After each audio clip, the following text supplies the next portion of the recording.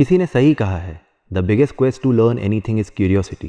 If you are curious about something, you will go and dig. So let's get curious about a man behind India's economic growth, the big bull, the man with Midas touch. वैसे he was born in a middle class family, but while pursuing college, उन्हें stock market से बहुत लगाव था और फिर उसके आगे देखते हैं क्या हुआ. आज पहली बार भाई साहब को इतना परेशान देखा है, ना जाने क्या हो गया. पापा, वो मेरा रिजल्ट आ गया है. अच्छा, तो पास हुए या नहीं? पापा पास हो गया, लेकिन क्या? पापा वो अरे बोलना चलती. पापा मुझे पैसे चाहिए थे. क्यों चाहिए पैसे? वो मुझे बॉम्बे जाना है स्टॉक मार्केट में इन्वेस्ट करने के लिए. अच्छी बात है बेटा, लेकिन पैसे तो नहीं दे पाऊंगा. चलो ठीक है, थोड़ी मदद कर देता हूँ. बॉम्बे में हमारे एक घर है, तुम वहां रह लेना और मेरा आशीर्वाद हमेशा तुम्हारे पास है. जी पापा. क्या हुआ भाई साहब, सब ठीक ना? कुछ नहीं लाला, पापा से पैसे मांगे थे, उन्होंने मना कर दिया. अरे कोई ना भाई साहब, चिंता मत करो, कुछ कर लेंगे अपन लोग मिलकर. हाँ, सोचते हैं कुछ. राकेश और राजेश ने पूरा घर खंगाला और चल दिए बॉम्बे अपनी किस्मत आजमाने, कुछ पैसे और राधेश्याम झुंझुनवाला जी का ढेर सारा आशीर्वाद लेकर. भाई साहब, अब कहाँ जाना है? मरीन ड्राइव चलें क्या? अरे नहीं रे लाला, तू बस चल. ये वो दिन है जब राकेश झुंझुनवाला के पहली बार कदम बॉम्बे स्टॉक एक्सचेंज पे पड़े थे. भाई साहब, ये क्या है? ये बॉम्बे स्टॉक एक्सचेंज है लाला. यहाँ अच्छे उड़े भी हैं और गिरे भी हैं.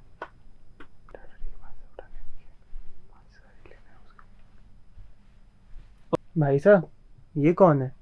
ये मार्केट का वो तेजड़िया है जिसकी नज़र जिस शहर पे पड़ जाए वो रातों रात आसमान छू लेता है.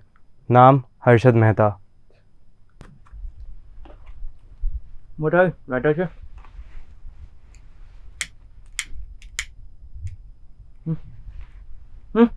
मोटा भाई, मैं सिगरेट नहीं पीता, लेकिन हाँ, जेब में लाइटर ज़रूर रखता हूँ धमाका करने के लिए. चलिए भाई साहब. चलो. चल लाला, लग जा काम पर. जी भाई साहब. Rakesh Jhunjhunwala starts working hard and gains profit.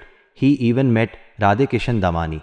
On 17 February 1987, Rakesh Jhunjhunwala got married with Rekha. अब आई राकेश जी के जीवन में असली लक्ष्मी. टाटा टीवी 43 पे चल रहा है, देख के लग रहा है बढ़ेगा. पहले तो दमानी जी, जितने उठा सकते हो उठा लो. बढ़ेगा. काम कर, 5000 शेयर उठा जल्दी. भाई साहब, 5000? हाँ, बड़ा आदमी बनना है ना मार्केट का, उठाना पड़ेगा, रिस्क लेना पड़ेगा. ठीक है भाई साहब. उठा ले राजेश, भरोसा रख. भाई साहब, टाटा टी का शेयर 43 से 143 हो गया. अगर पर शेयर पे 100 रुपए का प्रॉफिट हुआ है. कहा था यार राकेश मैंने. जैसे जैसे उधर हर्षद मेहता मार्केट में अपनी पकड़ बना रहा था, इधर राकेश झुंझुनवाला एक स्ट्रॉन्ग पॉलिटिकल सपोर्ट बिल्ड कर रहा था, जिसकी उसको पहले से ही खबर थी कि उसको इसकी आगे चलकर बहुत ज़्यादा ज़रूरत पड़ेगी. नमस्ते मिस्टर साहब. नमस्ते. और राकेश जी, मार्केट में काफी आग लगा रखी है आपने. बस आ भी रहा है भाई साहब. और घर परिवार के साथ बढ़िया भाई साहब.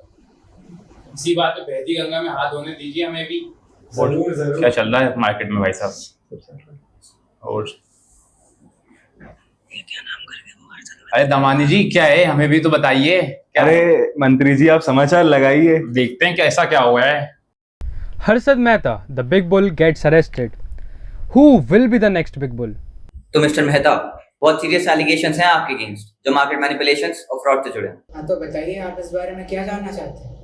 मिस्टर मेहता, हमने मार्केट में कुछ अनयूजुअल ट्रेडिंग पैटर्न्स देखे हैं, आपके बैंक रिसीट्स. क्या आप खुद कुछ बताना चाहेंगे या हमें ही कुछ इंतजाम करना पड़ेगा? ठीक है, मैं आपको फुल कोऑपरेट करने को तैयार हूँ. आपको मुझसे जो भी पूछना है पूछ सकते. Is it the end of the big bull?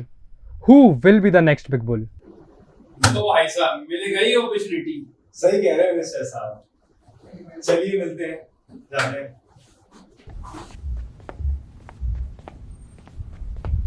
Rakesh भाई, अब वक्त है मंदड़िया से तेजड़िया बनने का. सही कह रहे तुम. पर भाई साहब, ये मंदड़ी और तेजड़िया क्या होता है?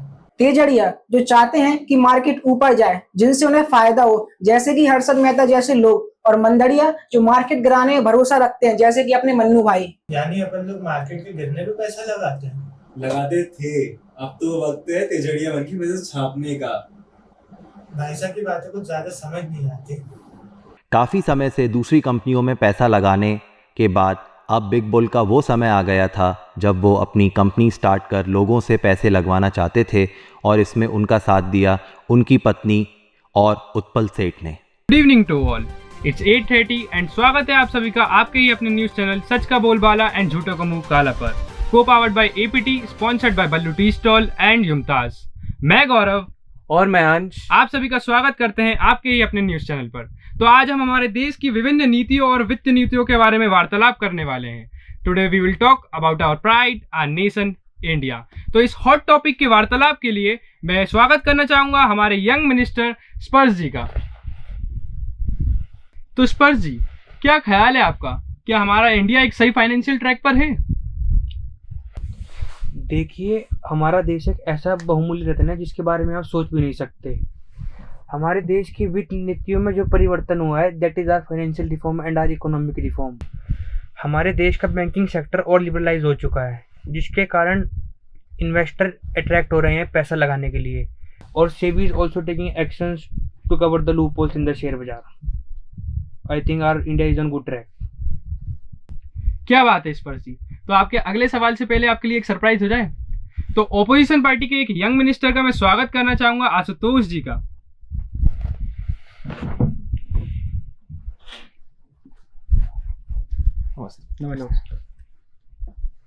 तो स्पर्श जी, जैसा कि आपने बताया सेबी और स्टॉक मार्केट के चेंजेस के बारे में, तो क्या लगता है आपको कि ऐसे ऐसे कौन लोग हैं जो स्टॉक मार्केट के द्वारा हमारे देश के लिए फ़ायदेमंद है? देखिए, मेरे हिसाब से जो हमारे मार्केट के आज की डेट के सबसे बड़े बुल हैं वो हैं हर्षद मेहता, क्योंकि वो इसी मार्केट से पैसा कमाते हैं और जिसके कारण वो इस देश के टैक्स पेयर बन चुके हैं, और उन्हीं की वजह से हमारे देश के लोग शेयर मार्केट में इन्वेस्ट करने के लिए इंटरेस्ट ले रहे हैं। तो मेरे हिसाब से हर्षद मेहता जी। क्या बात है स्पर्श जी। आशुतोष जी, आपके इस विषय में क्या राय?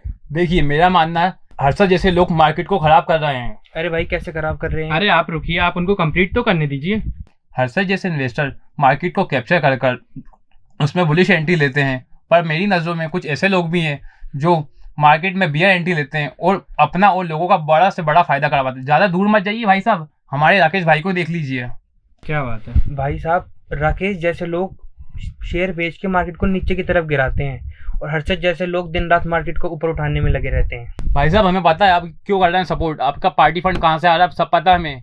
अरे भैया, बताइए कहाँ से आ रहा है आप? अरे आप बहस मत कीजिए, आप जिस चीज़ के मुद्दे पे बात हो रही है आप बताइए राकेश झुनझुनवाला के बारे में। राकेश झुनझुनवाला जैसे इन्वेस्टर कम से कम रिस्क में लोगों का बड़े से बड़ा फायदा करवाते हैं, पता है आपको? देखिए, ये तो मैं भी मानता हूँ कि राकेश जैसे लोग रिस्क को सही से अब्जॉर्ब कर पाते हैं। और आपका हर्षद मेहता पर ना जाने कैसे कैसे एलिगेशन लगे, जैसे कि इनसाइडर ट्रेडिंग। सही बात है भाई साहब, वो बस एलिगेशंस हैं जो अब तक प्रूफ नहीं हुए हैं। हाँ, और एलिगेशन तो सड़क पे चलता कोई भी आदमी लगा सकता है, उसमें कोई ऐसी बात नहीं है भैया। ऐसा नहीं है भाई साहब, हमें सब फैक्ट हमारे पास ये है। आइए कभी दिल्ली दिखाएंगे भाई कभी साहब, तो शो आपको। करिए ना, प्रूफ कहने से क्या होगा? मैं क्यों करूंगा शो, आइए दिल्ली अभी दिखाएंगे। चलिए चलिए आज। नहीं भाई साहब, आप चलने का नहीं काम अरे है। सर, ये क्या कर रहे हैं सर? ये क्या है भाई साहब, ये क्या है? तो भाई साहब, आप मत निकालिए, कुछ भी अपना इल्जाम लगाओगे, ऐसे थोड़ी ना डरिए मत भाई साहब, डरिए मत। नहीं नहीं, आप चुप रहिए, आपको नहीं पता। डरिए मत आप, ठीक है, अरे डरिए मत आप। गुड मॉर्निंग मिस्टर झुनझुनवाला, क्या आप जानते हैं कि हम आपसे क्यों मिलना चाहते हैं? Good morning. हाँ, मैं जानता हूँ किस लिए मिलना चाहते हैं, तो सीधा मुद्दे पे बात करी जाए। बेहतर वही होगा। हमें कुछ अनयूजुअल ट्रेडिंग पैटर्न्स का पता चला है जो एप्टेक लिमिटेड से जुड़े हैं, आप इस पर क्या कहेंगे? देखिए, एप्टेक की पर्सनल इन्फॉर्मेशन मेरे पास थी, लेकिन उसका मैं कोई पर्सनल यूज नहीं करा है। यहाँ पर हमारे पास सबूत हैं कि आप और आपके लोग 14 मार्च 2016 से 7 सितंबर 2016 के बीच एप्टेक लिमिटेड के प्री स्कूल सेगमेंट में अनपब्लिश्ड प्राइस सेंसिटिव इन्फॉर्मेशन रखते हैं, आप इस पर क्या कहेंगे? देखिए, मेरी जितनी भी ट्रेडिंग होती है सब मेरे पर्सनल एनालिसिस के ऊपर होती है। मैं अपने पैसे अपने ही उस पर इन्वेस्ट करता हूँ, मेरे ही जो आइडियाज होते हैं, मेरी ही एक्टिविटीज होती हैं। मैंने किसी के साथ इन्फॉर्मेशन लीक नहीं करी और ना ही मैंने उसका यूज करा, मैं खुद के अकॉर्डिंग करता हूँ सब। आपका कहना है कि आपने इन्फॉर्मेशन का गलत इस्तेमाल नहीं किया, लेकिन हमारे रिकॉर्ड सिखाते हैं कि आप और आपकी पत्नी रेखा ने यूपीएसआई पीरियड में एप्टेक शेयर्स ट्रेड किए हैं, जिससे आपको सिग्निफिकेंट गेन्स हुए। देखिए, हम दोनों इन सब चीजों से बहुत परे हैं। और रही बात मेरे दोस्तों की, मेरे पार्टनर्स की, तो उत्पल की कोई सी भी इन्फॉर्मेशन पे मैं भरोसा नहीं करता। मेरी जितनी भी ट्रेडिंग होती है वो मैं खुद के उस पर करता हूँ। उत्पल सेठ ने बयान दिया है कि उन्होंने ये यूपीएसआई आप और दूसरे लोगों तक पहुंचाई थी, आपका क्या कहना है इस पर? अफवाहों की बात ना ही माने तो ज्यादा अच्छा रहेगा। ये तो सिर्फ और सिर्फ एक अफवाह ही है। ओके मिस्टर झुनझुनवाला, पर पेनल्टी अमाउंट काफी बड़ा है। आप और आपके लोगों को कुल 38 करोड़ की पेनल्टी चार्ज हुई है, जिसमें इलीगल गॉटन गेन्स और इंटरेस्ट चार्जेस भी शामिल हैं। मैं इन चीजों से सहमत हूँ, क्योंकि मुझे समय बर्बाद करना बिल्कुल पसंद नहीं। आपके सहयोग की प्रशंसा तो करनी पड़ेगी। ये सेटलमेंट मार्केट इंटीग्रिटी और इन्वेस्टर कॉन्फिडेंस को बनाए रखने में मदद करेगा। आप कुछ और कहना चाहते हैं? यही कि मेरा चरित्र पूरी तरह से क्लीन है और मेरे ऊपर जो एलिगेशंस लगाए गए हैं वो सब फॉल्स है। धन्यवाद। चलिए। हाँ, पर दाद देनी होगी हर्षद और राकेश जैसे लोगों की। पर अर्जुन, ये लोग तो गलत है ना? हाँ, पर कई बार हमें हमारे गलत फैसले ही ऊंची बुलंदियों पर ले जाते, वरना किसने सोचा था हैदराबाद और गुजरात से आए आम लोग इतिहास बनाकर रख देंगे। काफी इंतजार करा लिया आप लोगों का। उम्मीद करता हूँ नींद पूरी हो गई होगी। हाँ सर। तो बताइए, काम की बात करी जाए डायरेक्टर। जी सर, हम दोनों बड़ी बड़ी एयरलाइंस कंपनी में रह चुके हैं, जहाँ पर मैं जेट एयरवेज और गो एयर्स का सीईओ रह चुका हूँ और ये इंडिगो एयरलाइंस में डायरेक्टर रह चुका है। पर वहां पर हम हमारे देश के लिए कुछ नहीं कर पा रहे थे। इसीलिए सर, हमारी कंपनी जो इकोनॉमिकल भी होगी और प्रॉफिटेबल भी होगी, एंड हम मिडिल क्लास को quality services with affordable price provide करना चाहते हैं। वैसे इंडिया को तो वैसे भी मुर्दाघर कहते हैं एयरलाइन कंपनीज के लिए, तो आपका ऐसा क्या प्लान है कि आपका प्रॉफिट बना ही रहेगा? सर, मेजर कंपनीज दो फॉर्मेट पर काम करती है, एक एलसी यानी लग्जरी कैरियर, एक एलसीसी यानी लो कॉस्ट कैरियर। क्योंकि मैक्सिमम लोग बिजनेस के लिए ट्रैवल करते हैं, उनके पास लगेज कम होता है, लेकिन ये दोनों categories luggage capacity and meal services में बहुत सारा अपना टाइम इन्वेस्ट कर देती है, जिससे इनडायरेक्टली कॉस्ट हाई हो जाती है। जब कोविड के टाइम पे सारी एविएशन कंपनी लॉस सफर कर रही है और अभी भी बहुत सारे रेस्ट्रिक्शंस हैं, तो आप इस केस में वापस एविएशन कंपनी कैसे लॉन्च कर सकते हैं? Sir, we have already planned about this. जब सारी रिस्ट्रिक्शंस हट जाएंगी और मेजर कंपनीज उनका लॉस रिकवर करने में लगी रहेंगी, तब हम हमारी आकाशा एयरलाइंस को लॉन्च करेंगे, जिससे हम शुरू से ही प्रॉफिटेबिलिटी इंश्योर कर पाए। 2 मिनट दीजिए, हम लोग थोड़ा बातचीत कर लें इस चीज के ऊपर। जी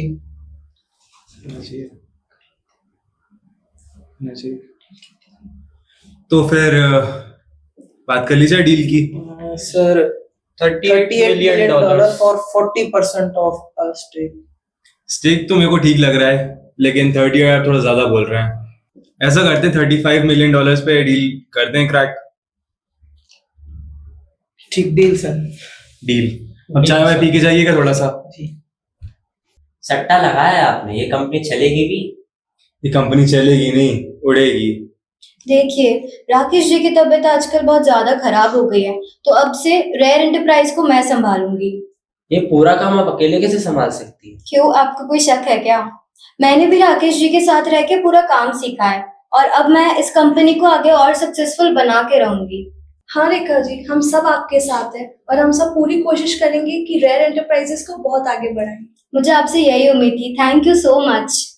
काफ़ी समय से राकेश झुनझुनवाला का स्वास्थ्य सही नहीं था, जिस वजह से उन्हें अस्पताल लेके जाना पड़ा, जहां पर बिग बुल ने अपनी अंतिम सांस ली और वहीं पे उनका निधन हो गया।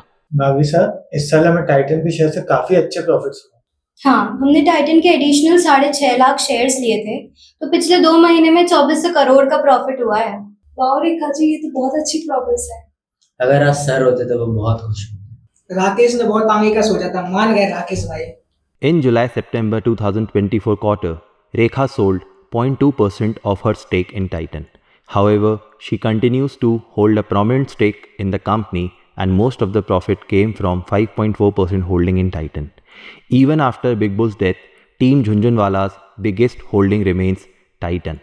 काश तुम यहाँ होते, देख पाते कि तुम्हारी रेखा तुम्हारे इस एम्पायर को कितने अच्छे से संभाल रही है।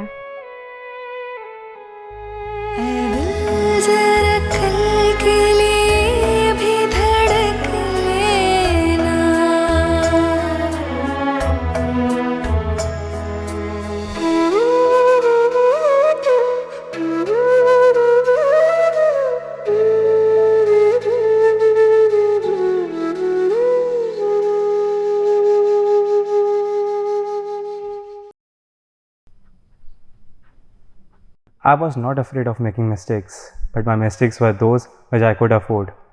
That's really important. You must ensure that the mistakes which you make are within the limits you can afford. दोस्तों, मैं ये चीज़ कहना चाहता हूँ कि इन्वेस्टिंग कोई शॉर्ट टर्म तरीका नहीं है पैसा कमाने के लिए. उसमें पेशेंस और नॉलेज दोनों लगता है और डिसिप्लिन होना बहुत ज़रूरी है. आप सबको आपके इन्वेस्टिंग जर्नी के लिए हार्दिक शुभकामनाएं.